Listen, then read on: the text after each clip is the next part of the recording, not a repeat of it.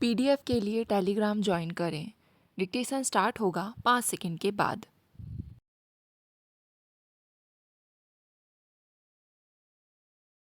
महोदय, गत दिवस भारतीय उद्योग परिसंघ का वार्षिक अधिवेशन दिल्ली में हुआ, जिसमें प्रधानमंत्री ने ओजपूर्ण भाषण देते हुए 7 से 8% की वृद्धि दर प्राप्त करने तथा अगले 2 वर्षों में भारत को विश्व का एक महत्वपूर्ण शक्ति के रूप में उभारने का संकल्प व्यक्त किया तथा इसके लिए एक कार्य योजना भी प्रस्तुत की।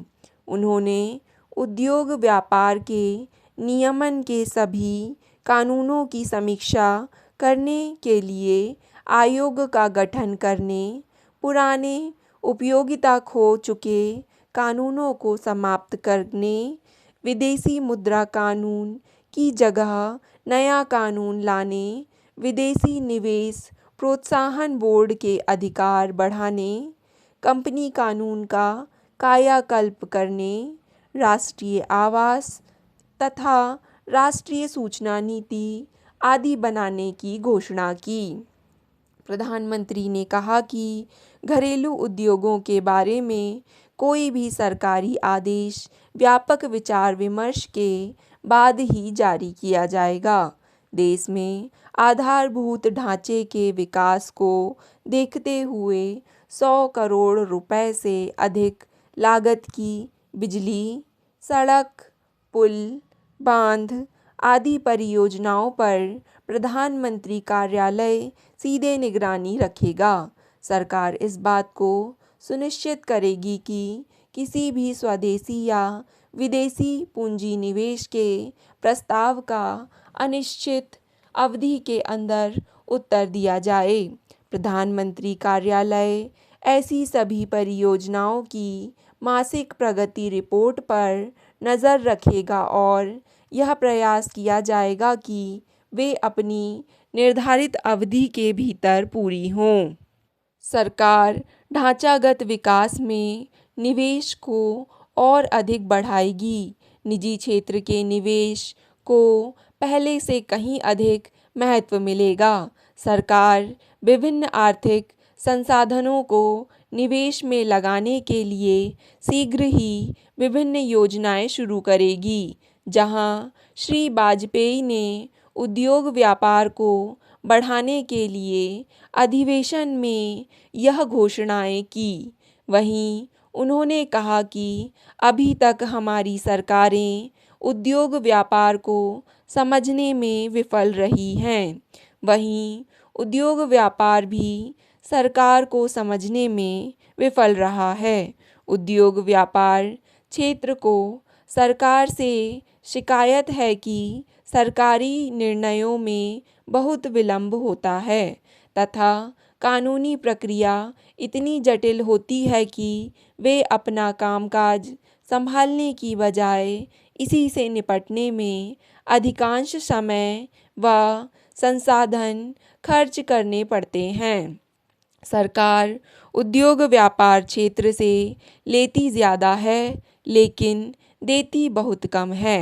अर्थव्यवस्था के उन क्षेत्रों में भी सरकारी हस्तक्षेप होता है जहां उसकी कोई आवश्यकता नहीं है। उधर सरकार को उद्योग व्यापार क्षेत्र से यह शिकायत है कि वह अपने सामाजिक दायित्व का पालन नहीं करता।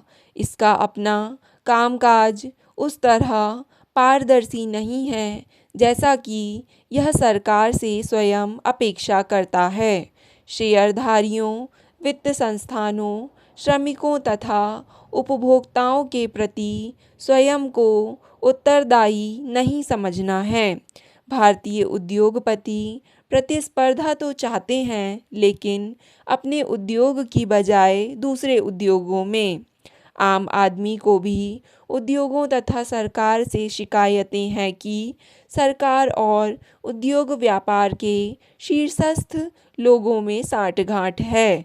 देश में 2 कानून चलते हैं, एक आम आदमी के लिए और दूसरा सरकारी व उद्योग व्यापार क्षेत्र के बड़े लोगों के लिए।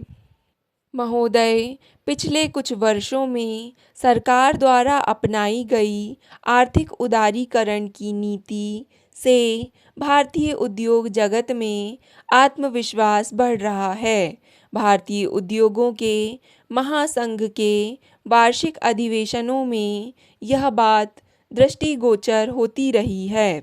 यह सही है कि पिछले वर्षों में देश में राजनीतिक अस्थिरता के कारण 3 वर्षों में उनके अधिवेशन को 3 प्रधानमंत्रियों ने संबोधित किया।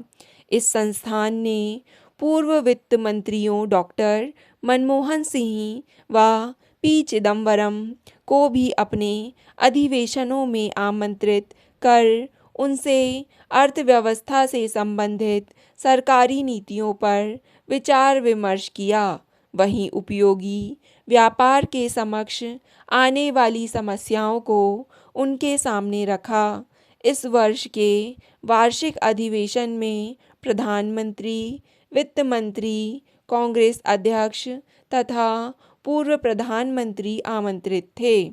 इस प्रकार सरकार विभिन्न राजनीतिक दलों तथा औद्योगिक क्षेत्र के मध्य दूरियां कम हुईं और इन्हें आमने सामने संवाद का अवसर मिला। देश के उद्योगों को पिछले कई दशकों तक जिस लाइसेंस राज, रिश्वत तथा लाल फीताशाही के कारण भारी कठिनाइयों के दौर से गुजरना पड़ा, उसमें अब काफ़ी परिवर्तन आ रहा है। अधिवेशन में एक महत्वपूर्ण बात कांग्रेस अध्यक्ष द्वारा भाग लेना तथा उनके द्वारा किया गया भाषण था। उनका देश के उद्योग क्षेत्र के शीर्षस्थ लोगों से पहली बार इस प्रकार आमना सामना हुआ और उन्होंने बड़ी सूझबूझ का परिचय देते हुए अपने भाषण में कहा कि कांग्रेस सरकार को आर्थिक सुधार कार्यक्रमों में रचनात्मक सहयोग देने के लिए तैयार है। देश की उन्नति के लिए अगर कानूनों में बदलाव की आवश्यकता पड़ती है तो उनकी पार्टी संसद में उसका समर्थन करेगी। कांग्रेस ने भी अपने चुनाव घोषणा पत्र में सभी क्षेत्रों के संतुलित विकास के लिए 7 से 8% विकास दर का लक्ष्य रखा है। श्री गुजराल ने भी इस अवसर पर कहा कि देश में गठबंधन सरकारों का दौर चल रहा है और भारत में ये सरकारें स्थायित्व लाएंगी। इस स्थिति से चिंतित होने की आवश्यकता नहीं है क्योंकि विश्व के अनेक देशों में मिली-जुली सरकारों का प्रयोग सफल रहा है। उन्होंने कहा कि भारत अपने प्रतिरक्षा तथा आर्थिक क्षेत्र में सक्षम है।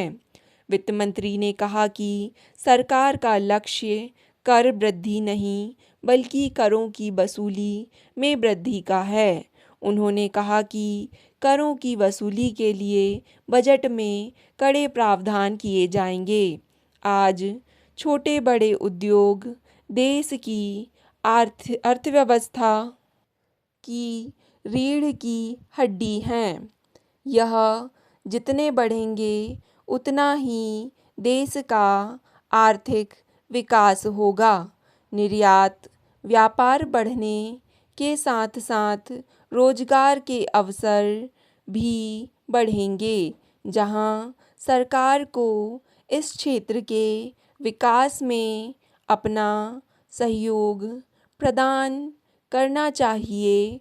वहीं उद्योगों को भी चाहिए कि वे अपना विस्तार करें, अपने उत्पादनों व सेवाओं की गुणवत्ता बढ़ाएं तथा समाज के प्रति अपनी जिम्मेदारी का गंभीरता से पालन करें। अब आगे देश का नक्शा उद्योग व्यापार के विकास से ही बदलना है। यही सही रहेगा।